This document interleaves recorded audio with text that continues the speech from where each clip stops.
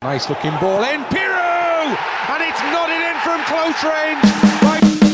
Pascal Struijk, bek tangguh Leeds United, dengan nilai pasar mencapai 260 miliar rupiah, menjadi topik hangat karena peluangnya memperkuat timnas Indonesia semakin besar. Sementara itu, media Belanda menyebutkan bahwa Jairo Riedewald sedang dalam proses naturalisasi. Kabar buruk datang dari Sandy Walsh. Sandy Walsh berkemungkinan absen saat menghadapi Bahrain nanti. Bocoran dari media Belanda, kabar terbaru untuk pendukung timnas Indonesia, bahwa dikabarkan Jairo Riedewald sudah positif untuk membela timnas Indonesia. Bahkan Bung Ropan juga mengatakan, soal Jairo Riedewald kembali dirumuskan akan memperkuat tim Indonesia. Sekarang sedang diurus. Waktu itu memang agak sulit, tapi sekarang PSSI mungkin coba untuk menghidupkan lagi. Jairo juga positif buat memperkuat timnas Indonesia. Sebelumnya Erick Thohir mengatakan kalau Jairo Riedewald sulit untuk dinaturalisasi, tetapi media Belanda mengabarkan kalau Jairo Riedewald sedang menjalani proses naturalisasi untuk membela timnas Indonesia. Pascal Struijk, bek tangguh Leeds United, dengan nilai pasar mencapai 260 miliar rupiah, menjadi topik hangat karena peluangnya memperkuat timnas Indonesia semakin besar. Struijk, yang lahir di Deurne, Belgia, memiliki darah Indonesia dari pihak ayahnya. Kakek dan neneknya lahir di Hindia Belanda, yang memungkinkannya untuk mewakili Indonesia di panggung internasional. Meskipun saat ini ia bermain untuk Leeds United di Championship Division, statusnya sebagai pemain keturunan Indonesia membuatnya layak masuk radar Shin Tae-yong.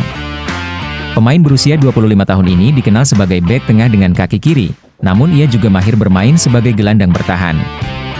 Kemampuan Struijk dalam menguasai bola menjadikannya salah satu bek serba bisa yang diincar banyak klub. Jika proses naturalisasi berjalan lancar dan Struijk bergabung dengan timnas Indonesia, ia akan menjadi salah satu pemain termahal di timnas Indonesia. Nama Struijk bahkan ramai dibicarakan dalam podcast sepak bola Belanda, Voetbal Premier, yang membahas sejumlah pemain keturunan Indonesia yang berpotensi dinaturalisasi. Peraturan FIFA mengizinkan pemain dengan garis keturunan langsung dari orang tua atau kakek nenek untuk membela negara asal leluhur mereka.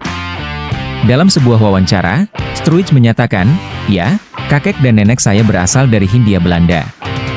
Saya memang punya hubungan dengan Indonesia, tapi sekarang saya lebih terikat dengan Belanda dan Belgia." Meski merasa terkejut bahwa banyak orang Indonesia mengetahui asal-usulnya, Struijk mengakui bahwa koneksinya dengan Indonesia, selain dari keluarganya, cukup terbatas. Sementara, kabar buruk datang dari Sandy Walsh. Sandy Walsh berkemungkinan absen saat menghadapi Bahrain nanti.